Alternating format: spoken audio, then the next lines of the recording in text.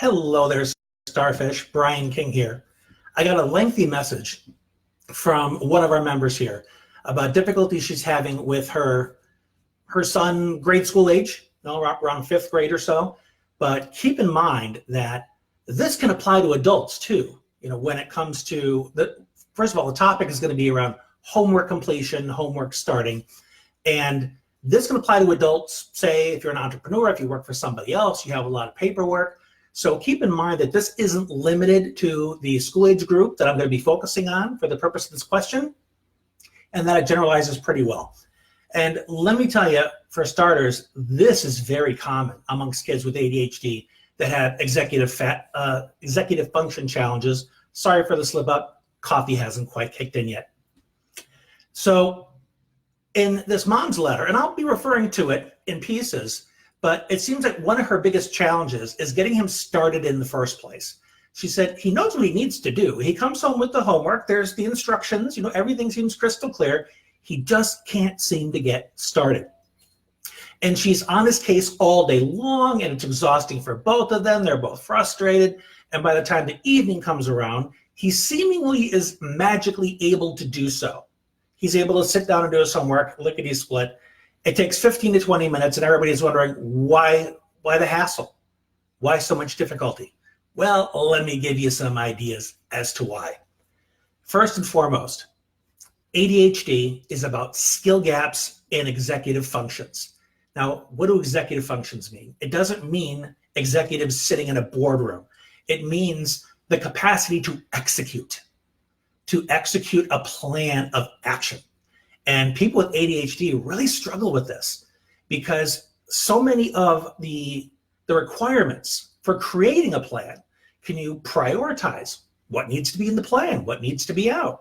Can you organize the steps? Do you know what your endpoint, your goal looks like? Do you know what your first step is? Do you know steps 2, 3, and 4? Can you put them in sequential order? All of those things can baffle somebody with ADHD. I struggle with organization and sequencing. Those are some of my biggest skill gaps. And I often need people to help me figure out what order does all this stuff go in. That's one of the reasons I use lists so much when I'm organizing my day. So with this young man in particular, one thing that's glaringly obvious is that he has skill gaps in an executive function called task initiation, which means getting started. There is something within his brain that just can't get through that first step. And a couple things need to happen in order to help him take more command of this. And the first thing is he needs to know where the gremlin is. The gremlin here is an executive function called task initiation. Because I promise you, this kid is beating himself up. He thinks there's something wrong with him. I'm stupid. Well, I'm lazy. I'm confused. Maybe I'm dumb. I just don't know what to do here. We need to get that internal conversation out of the conversation, for lack of a better word, and help him understand that this is not a character defect. This is a glitch, and there are ways we can get around the glitch. First, knowledge. It's a task initiation problem. You have difficulty getting started, son. Let's strategize how you can get over that hump. One of the most expedient ways to do it is to simply ask the question, what do you think you need to do first? Well, I don't know. I don't know. Sometimes I don't know is a response to the requirement kids have these days to know immediately. In the classroom, you can't say, teacher, let me think about that and get back to you. Our teachers don't allow our kids processing time. You gotta know now. And that puts a lot of stress on our kids, and they think we have the same requirement. So it typically isn't that they don't know, it's that they don't know immediately. So if they say, I don't know, take a minute. Think about what you might want to do first. And then we'll go from there.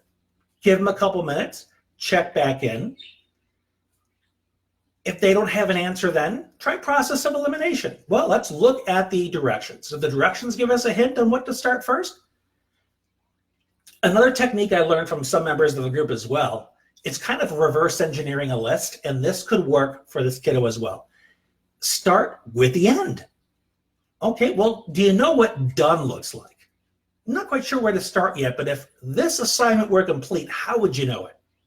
What certain things would be in place? Okay, can we do any of those, or can we sketch those out? Maybe create a mind map or some kind of written representation of what we think the road is going to look like, because sometimes those visual cues or a written list can be very helpful in helping the mind organize things that it doesn't organize well inside. Because I'll tell you, my brain is like a snowstorm, but when I use one of my lists or one of my workflows, suddenly things calm down because now the snowstorm has a sense of direction. Make sense? That's what a lot of these templates and accommodations are for, is to help compensate for the fact that our brains don't do this typically. Okay, so let's jump to another issue when it comes to homework. We discussed task initiation. We talked briefly about sequencing, prioritizing, organizing. When we're doing things like papers, research papers, and we have to create the outline, this can be a nightmare for kiddos, because creating the outline requires everything I just mentioned. You have to know the start, the finish. What do you want to communicate in between? This may be something that, as a parent who hopefully has more intact executive functions, can sit down with your child and create a template that can be used over and over and over again. And here is the $1 million tip, okay? The $1 million tip is, instead of writing subjects or topics that need to go into, like, this is where the main point belongs, or this is where you talk about the primary motivation of the main protagonist or whatever. Instead of those statements, ask questions. Questions like, in this chapter, why do you think this character did this? You know, it's far more specific and less abstract, and it's easier to prioritize in your mind what information might you need in order to answer that question, as opposed to, what was the protagonist's motivation? That's too big a target. There's too much information to draw from. It's just confusing. So the more you can narrow it down, the better. One question we have is, what is a mind map? A mind map, picture it this way: a series of circles. Each circle is a subject. So let's say you did a mind map for the outline of a paper. You have your conclusion in one circle, and you have the premise or introduction in another circle. Then you have point 1, point 2, point 3, and you connect them in some way so that the mind map shows how these things are related to each other, okay?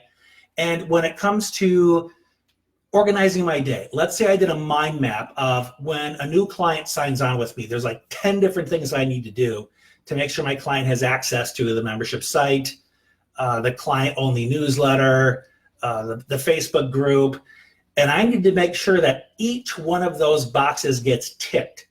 So I can use a list, which is what I primarily do, but if I was far more visual and I needed to get a sense of flow to it, I could create a mind map with all of those different steps in bubbles, and then lines connecting them with little arrows, if I want, that tell me, do this, do this, do this, do this.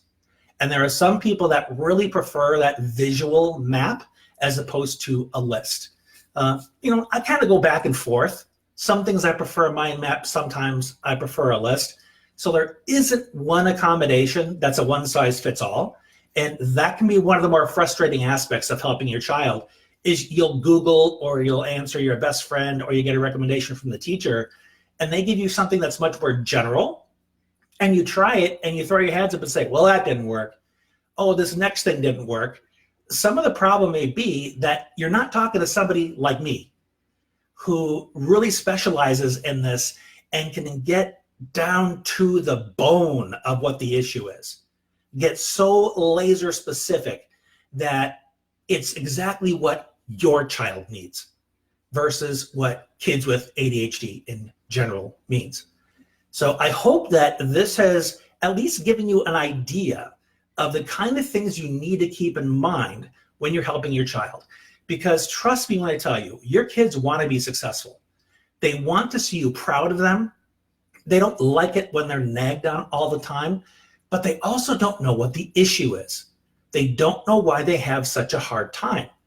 So getting a comprehensive understanding of executive functions, just what they are and where they show up in your child's life, can really help you educate them and them educate themselves on where they need to focus their efforts on acquiring knowledge and skills to fill those gaps, so that you don't have days like this where you're arguing all day long to just get started already. Because the more your child can take ownership of their own mind, of their own goals, of their own tools, the less they will need to continually be prodded and rescued by you. And they have a greater likelihood of being a successful adult. And isn't that ultimately what we want for our kids? Now, like I said, it's important to really customize these strategies for your child so they work sooner and more reliably and consistently for your child. And that's the stuff that I give by the truckload in the membership program that I offer you and provide for all of my clients. So hit me up, send me a message, and I'll give you all the details about that so that we can get your child the solutions he or she needs to be successful. Thank you so much for watching. I hope this has been helpful for you. Leave me some comments to let me know. And until we talk again, this has been Brian. Thanks for being you.